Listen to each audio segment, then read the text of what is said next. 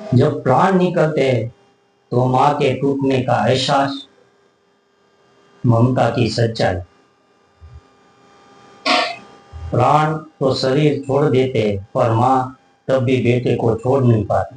भाई और बहन, आज बात किसी चमत्कार की नहीं, किसी पुराण की नहीं, आज बात उस सच की है जिसे हम सबने कभी न कभी महसूस किया है। माँ।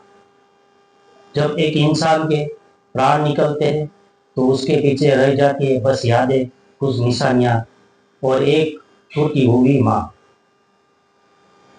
माँ टूटती नहीं दिखती है पर अंदर से बिखर जाती है। जब कोई बेटा दुनिया से चला जाता है, लोग कहते हैं वो चला गया, लेकिन कोई ये नहीं कहता माँ भी मर गई उस दिन थोड़ी थोड़ी। हर माँ अपने बच्चों को अपनी सांसों में पालती रहती है। जब बच्चा बीमार होता है, माँ की नींद गायब हो जाती है। जब बच्चा मुस्कुराता है, माँ की आत्मा खिल उठती है। अब सोचिए, जब वही बच्चा इस दुनिया से विदा हो जाए तो माँ के सीने पर क्या बीतती है। माँ की ममता कोई रिश्ता नहीं, वो एक तपस्या है। माँ की ममता कोई सौदा नहीं होती, वो तो निस्वार्थ प्रेम का सबसे पवित्र रूप है। जब राम वनवास गए, कौशल्या ने केवल राम को नहीं खोया, उन्होंने अपनी नींद, अपना चैन, अपना अस्तित्व खो दिया।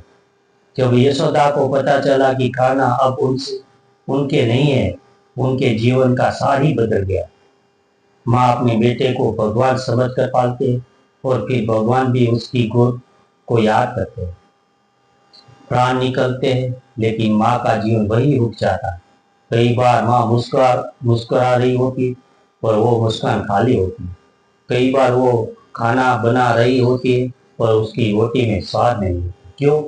क्योंकि उसके प्राण तो उसी दिन निकल चुके थे जिस दिन बेटे की सांस थम गई।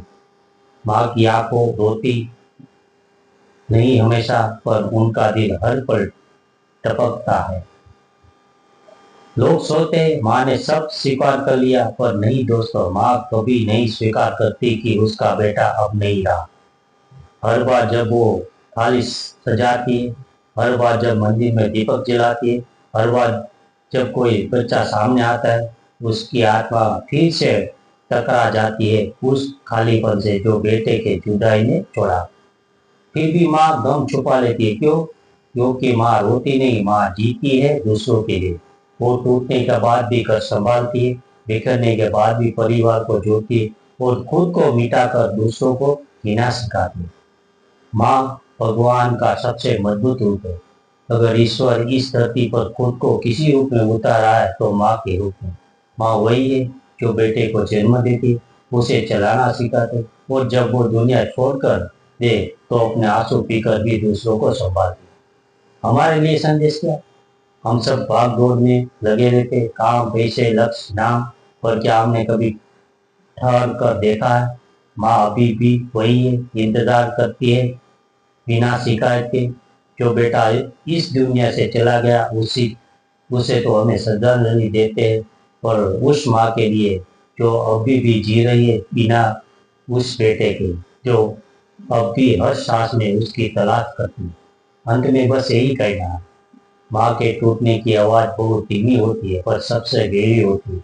इसलिए जब तक माँ है उसे समय दो, प्रेम दो और सबसे ज्यादा सम्मान दो। क्योंकि जिस दिन माँ चली गई उसी दिन से हमारी आत्मा भी कुछ खो देती है। तो हमें केवल जननी नहीं, माँ स्वयं ईश्वर है।